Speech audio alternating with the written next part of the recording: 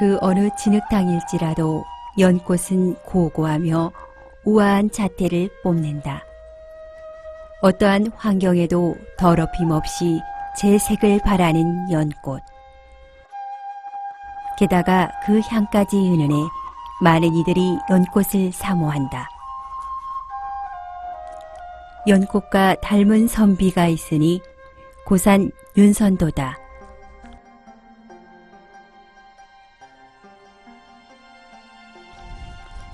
어부사시사로 우리에게 친숙한 선비 윤선도. 계절 따라 수려한 경관을 자랑하는 자연과 함께 한가로이 살아가는 삶을 노래한 어부사시사는 한글 시조 중에서 가장 으뜸이다. 독립운동가이자 한학자인 위당 정인보는 어부사시사를 신필에 가까운 경지로 평했다. 어부사시사 외에도 오우가, 만흥 등 고산이 남긴 작품은 우리 국문학의 산실이다.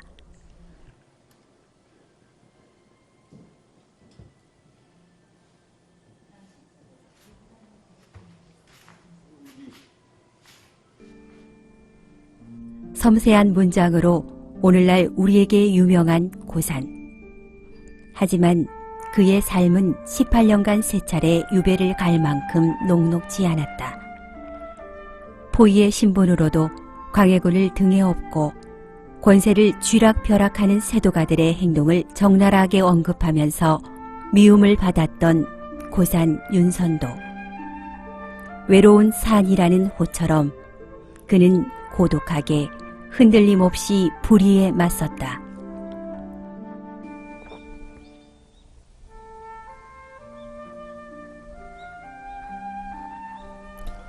고산 윤선도. 고산 윤선도 하면 조선 중기의 대표적인 시조 시인입니다. 특히 보길도에서 뱃띄워라 뱃띄워라 찌국종 찌국종 어사와, 우리가 잘 알고 있는 어부사시사이죠. 또 금세동에서는 돌, 물, 대나무, 소나무, 달 등 5가지 자연을 소재로 한 오우가 등 자연을 벗삼아 살아가는 서정적 선비 생활을 절제된 언어로 표현해낸 선비 시조의 최고봉으로 오늘날까지 평가받고 있습니다. 이렇듯 국문학적으로는 불후의 명작을 남긴 그이지만 사실 그의 삶은 그리 순탄치만은 않았습니다. 옳다고 생각하는 것에는 목숨을 걸고 왕에게 직언을 함으로써 그의 삶 80평생 가운데 4분의 1이나, 즉 약 한 20년 동안은 유배지에서 보내게 되는데요. 자, 그럼 지금부터 선생의 고독했고 고매했던 정신세계로 들어가 보도록 하겠습니다.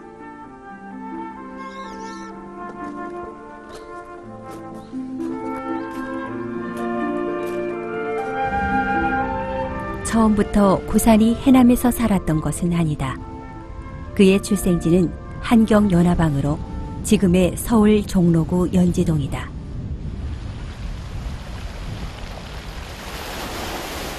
다만 고산의 고조부인 어초온 윤효정이 해남 연동에 뿌리를 내리었을 뿐이다.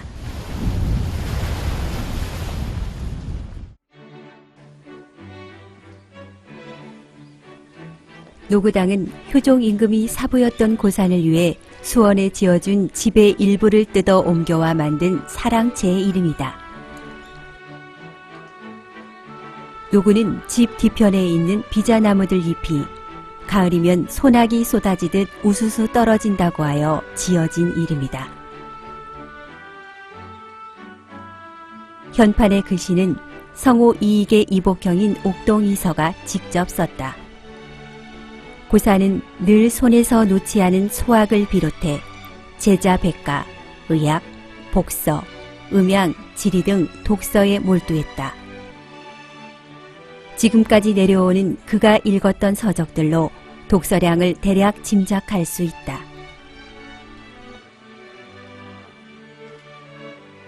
조선 후기 우리에게 잘 알려진 실학자 다산 정약용도 외가인 이곳에서 많은 서적을 담독해 학문의 기초를 닦을 수 있었다.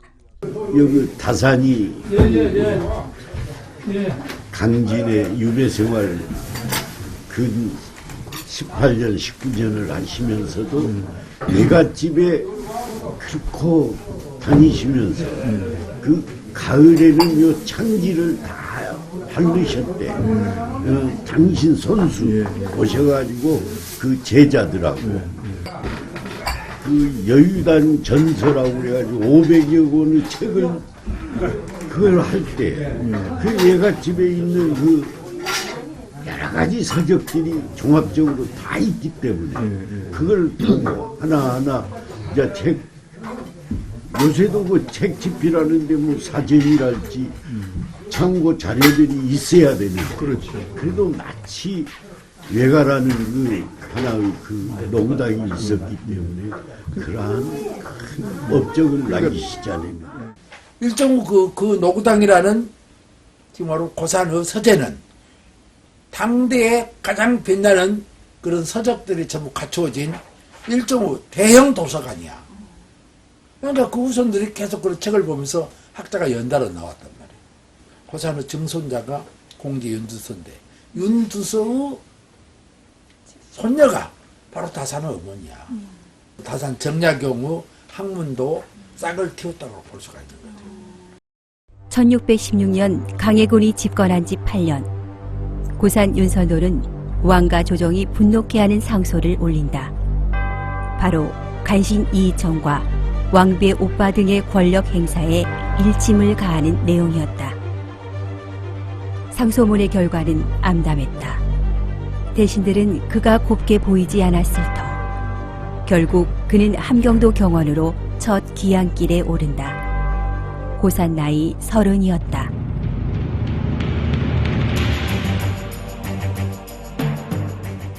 그의 바른 말은 여기서 끝나지 않았다.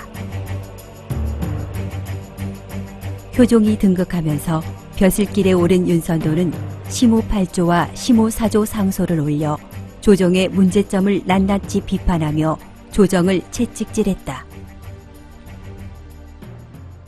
남인의 영수, 곧 우두머리인 고산 선생은 벼슬을 하기 전에 30세의 나이에 시대의 간신이었던 이이첨 등 간신들의 무도한 정치를 보고만 있을 수가 없어서 조정을 향해 탄핵 상소를 올리게 됩니다. 이 탄핵 상소를 통해서 선생은 우욱 충정의 마음에서 나오는 분노를 유감없이 뿜어내게 되지요.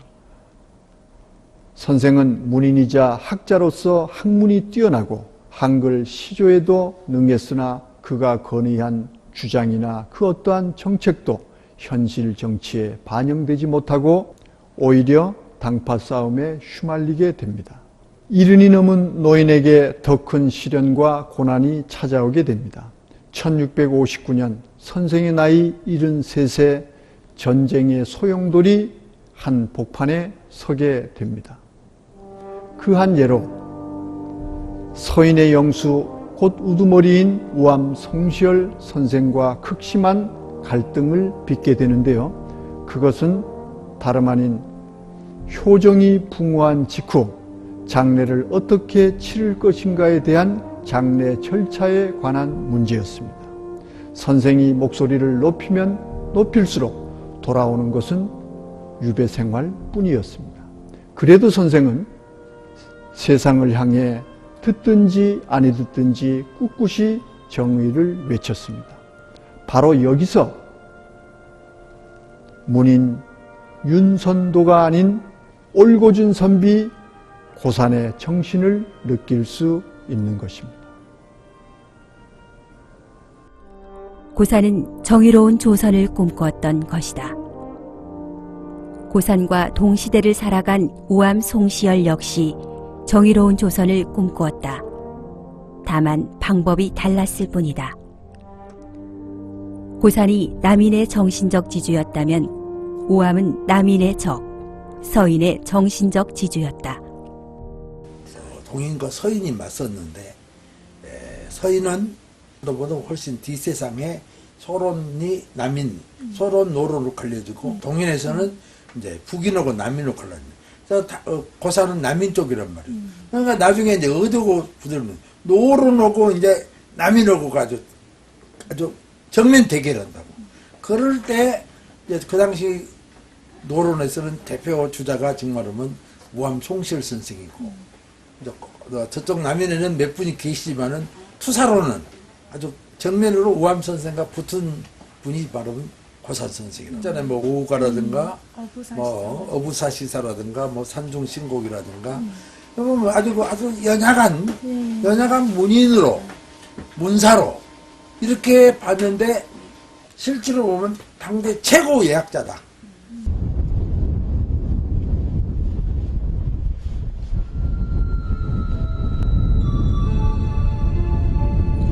늘 대립하고 서로 만날 수 없는 평행 관계를 유지했던 윤선도와 송시열.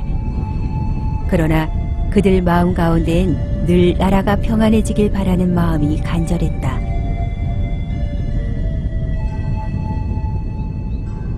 그리고 이 둘은 사상적으로 맞지 않았으나 두 선비는 서로를 믿었다. 우암이 83세 나이로 제주도로 귀향 가던 도중 보길도에 들른다.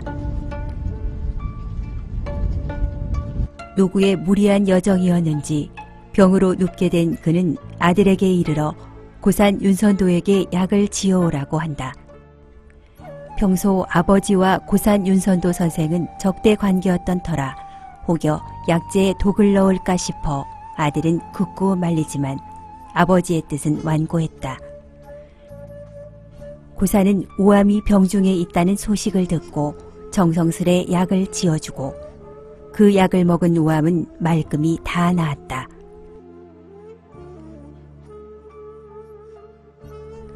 목숨을 맡길 정도로 그 신인은 대단했다.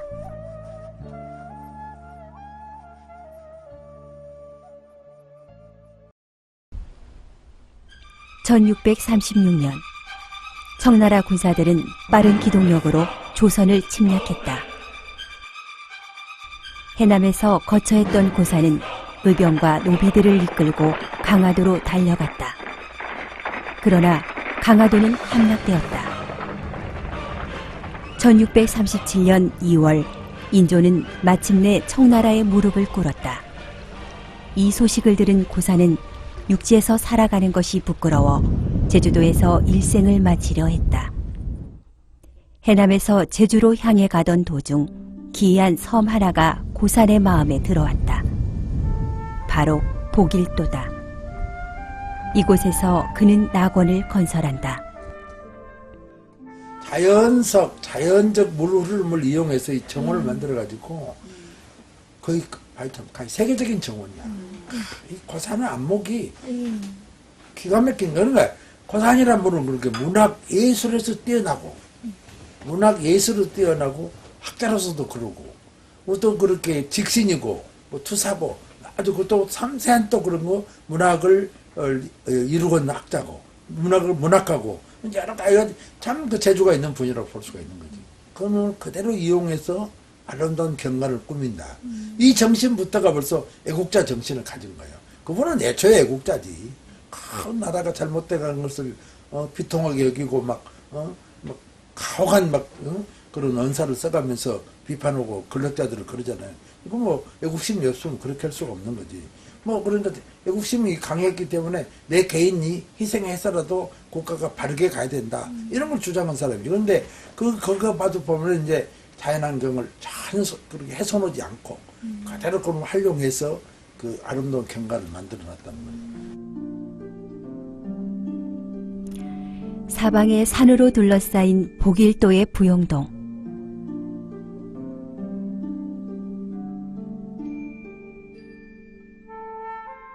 현실에선 번번이 부딪혔던 역경에서 벗어나기 위해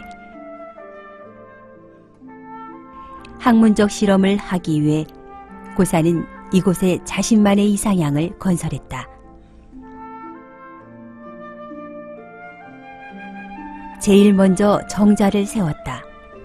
깨끗하고 단아한 연못 가운데 세워진 세연정.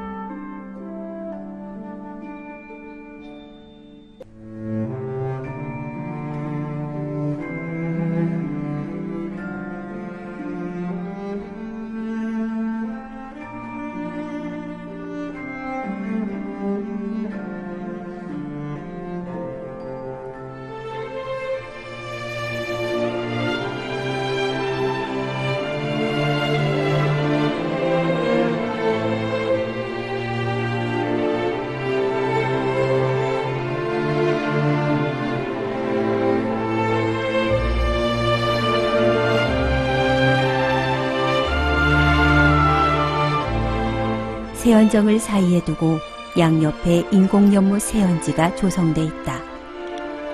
고산이 이것을 만들면서 가장 중요하게 생각했던 것은 자연 경관을 그대로 살리는 것이었다.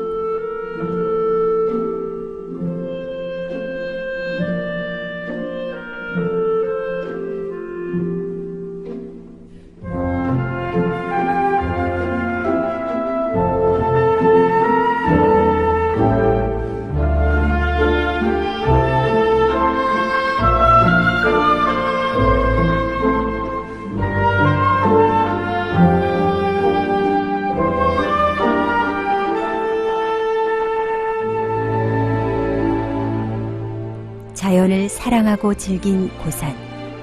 그는 주변의 바위 하나하나에도 이름을 붙였다.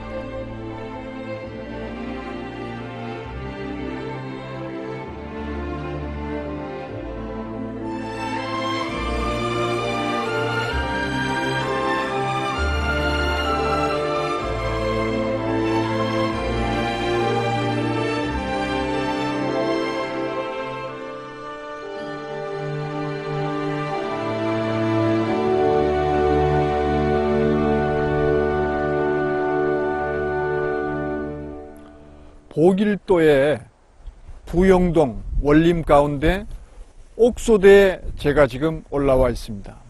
병자호란 직후 청나라에 항복한 조정에 실망한 고산 선생은 이상향, 즉 유토피아를 건설하고자 했습니다. 이곳 보길도에는 백미가 하나 있는데요. 그것은 바로 저 밑에 내려다 보이는 세연정과 세연지, 바로 그것입니다. 폭우가 바라보이는 자리에서 새 속에 티끌을 씻는다는 의미의 세연정과 마음 심자 모양의 세연지를 팠던 것입니다. 정신과 마음을 수양해 이상세계를 건설하고자 했던 선생의 뜻이 고스란히 담겨져 있는 곳이기도 합니다. 이곳에서 약 5리쯤 산속으로 올라가면은 학문을 즐긴다라는 의미의 낙서제를 짓고 그것을 거처로 삼았던 것입니다. 이렇듯 보길도는 선생에 있어서 새로운 정신세계이자 완전한 자연인으로 거듭나고자 했던 이상 실현의 현장이기도 했던 것입니다. 평소 선생은 이곳 옥소대에 올라 저 밑에 내려다 보이는 세연정과 세연지 부근에 남자아이 몇 명에게 채색 옷을 입히고 또 풍악을 연주하게 해서 세연지에 드리워진 그림자를 감상하곤 했습니다. 자연과 함께했고 또 풍류를 즐길 수 있었던 보길도. 이 보길도는 선생에게 있어서는 천국이었을지 모릅니다.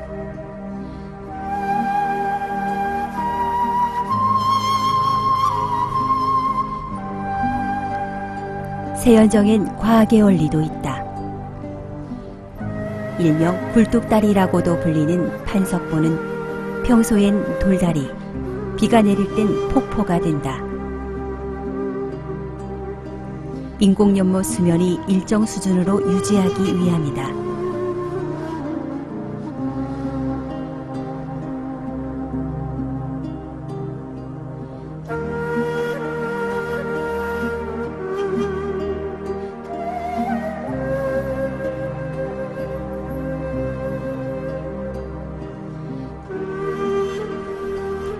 이곳에서 자연을 벗삼은 그는 어부사시사와 같은 다양하고 수려한 작품을 남겼다. 금세동에서는 오우가를 짓는다. 오우는 물과 바위, 소나무와 대나무, 그리고 달로 벗이 5이라는 의미다.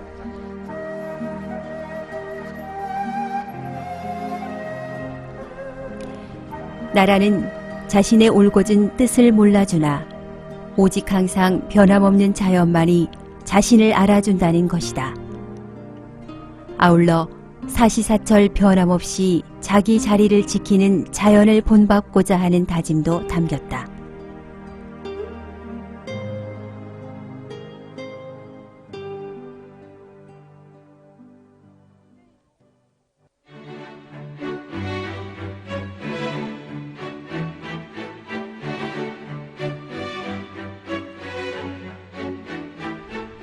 복일도에 이상향을 건설했던 고사는 자연에 은둔하고자 했다.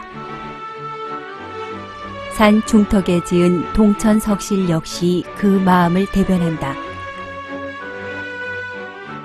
아슬아슬 절벽 위에 세운 한 칸짜리 정자. 동천은 신선이 머문다는 동천 북지에서 비롯됐다. 부용동이 한눈에 내려다 보이는 이곳에서 고사는 서책을 읽으며 사색과 명상을 했다. 구름 위에서 거닐던 신선과도 같은 생활. 고산 스스로도 동천 석실에서 보이는 풍경을 부용동 제1의 절승이라 칭했을 정도다.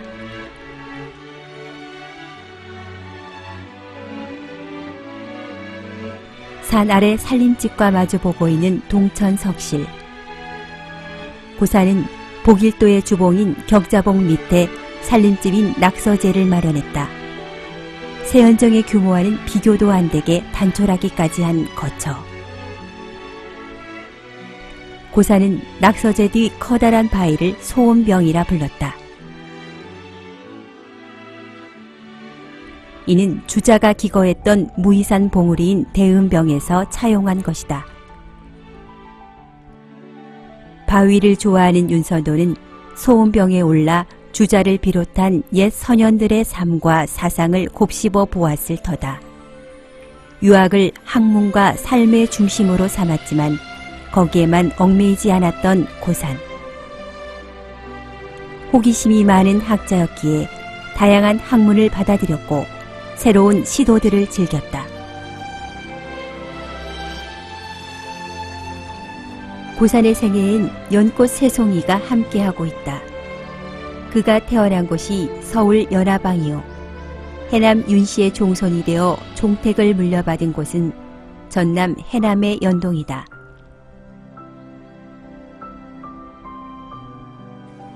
선생은 이 세연지의 연꽃과도 같았습니다.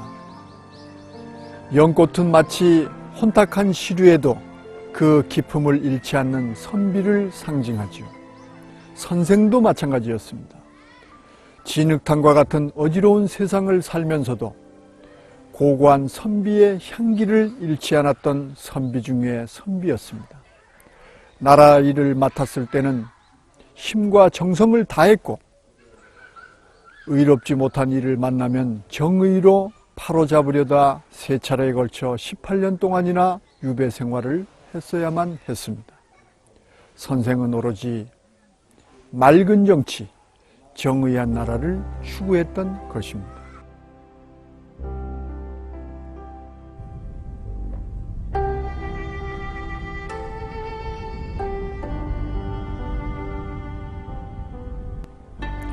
임진왜란에 이어 병자호란으로 민심의 삶은 더욱 고단해졌다.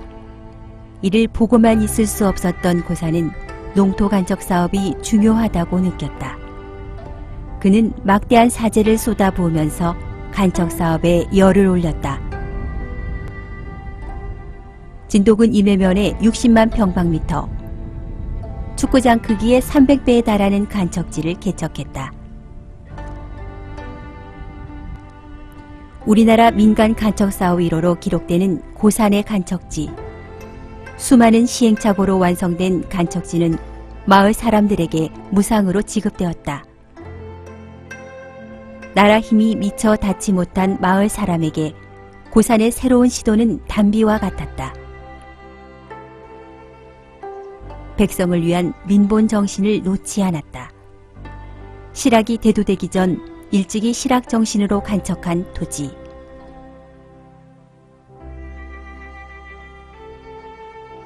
간척지는 400여 년이 지난 오늘날도 마을 주민들이 밭을 일구는 생활터전으로 있다.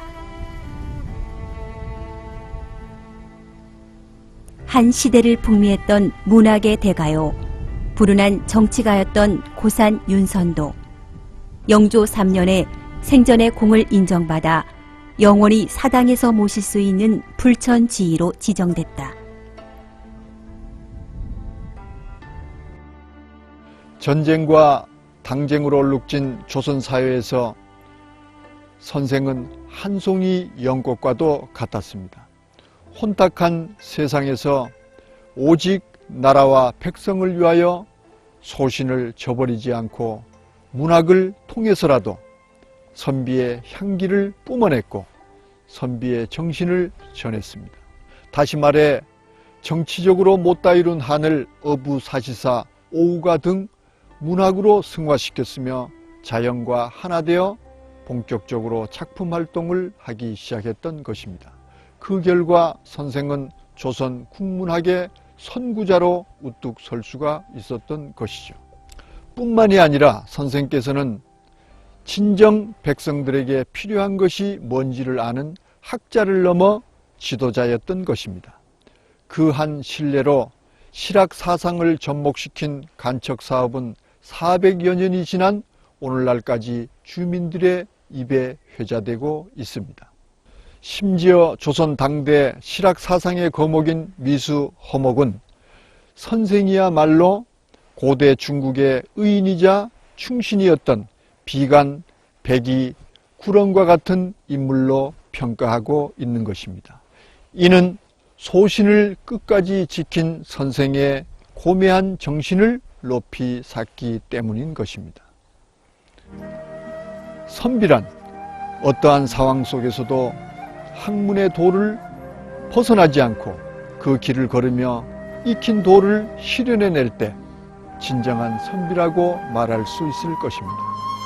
선생은 오늘을 살아가는 우리에게 어떠한 삶을 살아야 할지를 몸소 보여준 진정한 선비로 기억될 것입니다. 학문적으로나 우국충정의 마음으로나 태산과 같았던 고산 윤선도. 그는 정치적으로 현실과 타협하지 않고 투쟁했다. 당대 최고의 정치가이자 선비로서 그 정신이 문학에서 빛을 발한다. 실학이 퇴동되기 이전부터 법고 창신을 실현한 고산 윤선도. 그 산물이 바로 복일도이다.